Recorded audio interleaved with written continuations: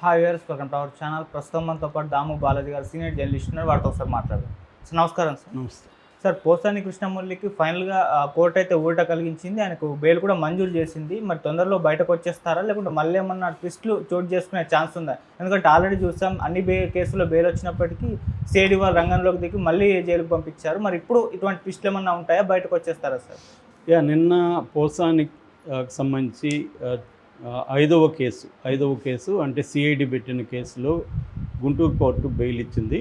So కాకపోతే ఏంటంటే ఆయన నిన్న ఫ్రైడే కాబట్టి ఈరోజు సాటర్డే కాబట్టి రిలీజ్ అవ్వడం ఈరోజు కష్టం కావచ్చు. మండేకి ఆయన జామీన్ పెట్టాల్సి ఉంటుంది. షూరిటీని సబ్మిట్ చేస్తే మామూలుగా అయితే ఆయన బయటకు వచ్చే అవకాశాలు ఉన్నాయి. ఎందుకంటే ఇప్పటివరకు ఆయన మీద 5 కేసుల్లో వారెంట్ ఇష్యూ చేసి 5 కోర్టులో పెట్టారు. కాకపోతే ఆయన మీద ఆల్రెడీ 30 కేసెస్లో ఫిర్యాదులు ఉన్నాయి, కంప్లైంట్లు ఉన్నాయి. అందులో 17 కేసులు ఎఫ్ఐఆర్లు కూడా అయిపోయినాయి. కాబట్టి పోలీసులు అంటే ఇక్కడ గవర్నమెంట్ అనుకుంటే అతన్ని మళ్ళీ రిలీజ్ అయినా కూడా పీటీ వారెంట్ తీసుకోవచ్చు. లేదు జైల్లో ఉన్నప్పుడే రిలీజ్ అవ్వకముందే రేపు మండే పీటీ వారెంట్ వేసి ఆగమేఘాల మీద వెళ్ళొచ్చు. నిజానికి సిఐడి అలాగే చేసింది. సిఐడి కానీ చేయకపోతే ఆయన 1 వీక్ 10 డేస్ బ్యాక్కే బయటకు వచ్చేవాడు. కానీ సిఐడి కూడా మళ్ళీ చేసిందంటే అర్థం వాళ్ళ గవర్నమెంట్ని బట్టి ఉంటుంది. అంటే ఇతన్ని ఇంకా వేధించింది చాలు అని వాళ్ళు అనుకుంటే ఆపేస్తారు. లేదు ఇంకా వేధిద్దాం ఇతన్ని అనుకుంటే మాత్రం పోసాన్ని వేధిస్తారు. ఎందుకంటే ఇప్పుడు శివాజీ లాంటి హీరో ప్లస్ క్యారెక్టర్ ఆర్టిస్టు ఆయన కూడా చాలా ఇంకా వేధించింది అన్నట్టు మాట్లాడాడు, క్షమించి వదిలేండి అని. అంటే ఇక్కడ క్లియర్గా గవర్నమెంటు ఒక నేరం చేసిన వాళ్ళని కోర్టులో శిక్షించడం కాకుండా కోర్టు బయట లీగల్ సిస్టమ్ను ఉపయోగించుకొని కోర్టు బయట వాళ్ళని శిక్షించే కార్యక్రమం. పేరుకేమో లీగల్గా చేసినట్టే ఉంటుంది, కానీ దాంట్లో లీగల్ సిస్టంలో ఉండే లూప్ హోల్స్ను ఉపయోగించుకొని ఇప్పుడు ఎందుకు ఇన్ని కేసులు పెట్టారని ఏ కోర్టు అడగదు కదా. ఒక వ్యక్తి మీద ఒక నేరానికి ఇన్ని కేసులు ఎందుకు పెట్టారు, వాళ్ళకి సంబంధం ఏముంది, కంప్లైంట్ ఇచ్చిన వాళ్ళకి ఏం సంబంధం అని ఏ కోర్టు అడగట్లేదు. సో ఓన్లీ హైకోర్టు మాత్రమే ఫిర్యాదులో లేని సెక్షన్లు ఎందుకు పెడుతున్నారు అనేది అడిగింది. అట్లాగే 7 years లోపల ఉన్న వాటిని అరెస్టులు చేయొద్దు అని అడిగింది. అట్లాగే చిన్న కోర్టులకి అంటే కింది కోర్టులకి మీరెందుకు మెకానికల్గా రిమాండ్కి పంపించేస్తున్నారని చెప్పింది. అయినా కూడా ఎక్కడా ఆగట్లేదు. ఎందుకంటే కింది కోర్టులు, నేను చాలాసార్లు చెప్పాను, కింది కోర్టులు గవర్నమెంట్కి యాంటీగా బిహేవ్ చేయడానికి ఇష్టపడవు. జనరల్గా పోలీసులు ఎవరినైనా రిమాండ్కి తీసుకెళ్తే వాళ్ళు యాంత్రికంగానే కళ్ళు మూసుకొని రిమాండ్కి ఇచ్చేస్తారు. వాళ్ళు పెద్దగా దాని మీద వర్క్ చేయరు, ఎందుకు వచ్చింది మనకని. సో ఇది జనరల్గా జరిగేది. సో అందుకని మన ఎప్పుడైనా కూడా రాజకీయ నాయకులు నేర్చుకోవాల్సింది ఏంటంటే లీగల్ సిస్టమ్ని అర్థం చేసుకోవాలి. లీగల్ సిస్టమ్ ఎలా వర్క్ చేస్తుంది, ఈ లీగల్ సిస్టంలోనే మనల్ని ఎలా అవతల వాళ్ళు వేధించవచ్చు అన్న క్లారిటీ ఉండాలి. ఈ పోసానికి అది ఎంత లేనట్టుగా ఇప్పుడు చూస్తే అనిపిస్తుంది. అతను బేలగా ఏడ్చడం, నన్ను చంపేస్తారని చెప్పడం, నేను చచ్చిపోతానని చెప్పడం, ఇవన్నీ చూస్తున్నా అంటే అతనికి మాట్లాడుతున్నప్పుడు ఈ ఐడియా లేదు. సో అప్పుడేమో రెచ్చిపోయి మాట్లాడాడు.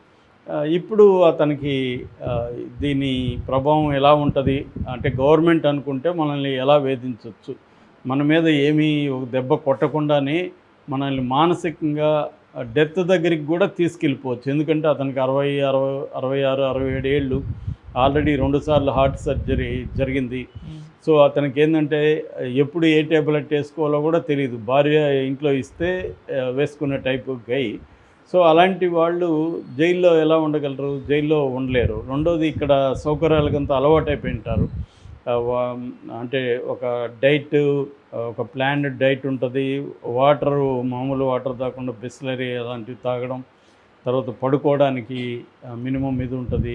ఇప్పుడు మరీ సమ్మరు, గుంటూరు విజయవాడలో మామూలుగా ఉండదు సమ్మరు. సో ఆ ఫ్యాన్ ఎక్కడో పైన ఉంటుంది, అది గాలి వస్తుందో అది తెలియదు. అలాంటి రెండోది కింద ఒక బెడ్షీట్ వేసుకొని పడుకోవాలా, దానికి అలవాటు లేని వాళ్ళకి అసలు నిద్ర రాదు. అన్నిటికంటే ఘోరం టాయిలెట్. ఇండియన్ టాయిలెట్కి అలవాటు లేని వాళ్ళకి నరకం కనబడుతుంది రోజు. దానివల్ల కాన్స్టిపేషను. సో ఒకటి కాదు, మనం ఊహించలేని మామూలు జైలుకి వెళ్ళని వాళ్ళు జైల్లో ఎలా ఉంటుందో ఊహించలేరు. వాళ్ళు సినిమాల్లో చూస్తారు కానీ సినిమాల కంటే కూడా ఘోరంగా జైల్లో పరిస్థితులు ఉంటాయి. అంటే చిన్న చిన్న అనేక విషయాలు, ఇప్పుడు బట్టలు ఉతకాలి, ఎవరు ఉతికిస్తారు బట్టలు అతనికి, లేకపోతే మురికి కంపు వస్తాయి, అతను పోయి ఉతుక్కోవాలి.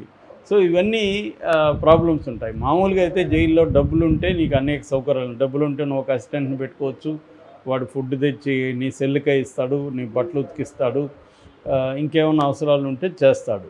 సో వాళ్ళకి డబ్బులు ఇవ్వాలి. అట్లాగే అలా అసిస్టెంట్ పెట్టుకోవాలంటే సూపరింటెండెంట్ దగ్గర నుంచి వార్డర్లకు అందరికీ డబ్బులు ఇవ్వాలి. సో అలాగే డబ్బులు కానీ ఇస్తే నీకు ఫుడ్ ఒకటి మంచిగా తినచ్చు, తర్వాత వీలైనన్ని సౌకర్యాలు అక్కడ చేసుకోవచ్చు. కానీ ఇలాంటి వాళ్ళకి ఏమవుతుందంటే ప్రతిపక్షాన్ని వేధించాలని అధికార పక్షం నిర్ణయించుకుంది కాబట్టి జైల్లో కూడా స్ట్రిక్ట్గా ఉంటారు. అధికారులు కూడా ఏమన్నా మనం వీళ్ళ దగ్గర డబ్బులు తీసుకొని చేస్తే మన ఉద్యోగాలు పోతాయని. మనం శశికళ విషయంలో అదే చూసాం. శశికళ విషయంలో పరప్పన అగ్రహార జైలు బెంగళూరులో ఆమెకు సౌకర్యాలు కల్పించాయని అక్కడ పనిచేస్తున్న జైలు అధికారి లేడీ ఆమె వచ్చి బయట మాట్లాడేసరికి అక్కడ చాలామంది మీద చర్య తీసుకున్నారు. అట్లాగే మనకి తీహార్ జైల్లో కూడా ఆ మధ్య 80 మందిని సస్పెండ్ చేశారు. సో అందుకని ఏం చేస్తారంటే వీళ్ళు భయపడతారు అన్నమాట. ఇలాంటి ఖైదీలు వచ్చినప్పుడు వీళ్ళ దగ్గర డబ్బులు తీసుకోరు. స్ట్రిక్ట్గా జైలు రూల్స్ అప్పుడు అన్నీ గుర్తొస్తుంటాయి వాళ్ళకి, జైలు రూల్స్ని స్ట్రిక్ట్గా అమలు చేస్తారు. సో దానివల్ల పోసాని లాంటి వాళ్ళకి వెరీ వెరీ డిఫికల్ట్. ముఖ్యంగా సెంట్రల్ జైలు అన్నా కొద్దిగా బెటర్గా ఉండే అవకాశం ఉంది, కానీ ఈ స్మాల్ జైల్స్లో డిస్ట్రిక్ట్ జైలు కావచ్చు, లేకపోతే సబ్ జైలు కావచ్చు, వీటిలో పరిస్థితులు అంత బాగా ఉండవు.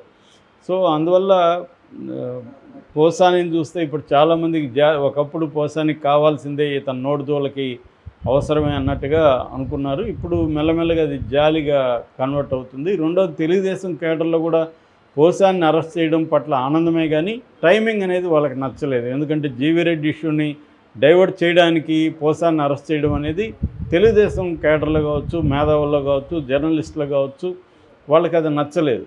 అంటే ఇది మనతోనే గేమ్స్ ఆడుతున్నారు, ఈ ప్రభుత్వం మన మనోభావాలతోనే గేమ్స్ ఆడుతున్నారు అనేది వాళ్ళు హర్ట్ అయ్యారు. కాకపోతే వాళ్ళకి వేరే మార్గం లేదు. చంద్రబాబు ప్రభుత్వాన్ని సపోర్ట్ చేయకుండా వేరే మార్గం లేదు. ఎందుకంటే వాళ్ళకి జగన్ అంటేనే పడదు కాబట్టి, చంద్రబాబు నచ్చినా నచ్చకపోయినా ఈ ప్రభుత్వాన్ని సపోర్ట్ చేయాల్సిన పరిస్థితి వాళ్ళకు ఉంది కాబట్టి ఇది జరుగుతుంది.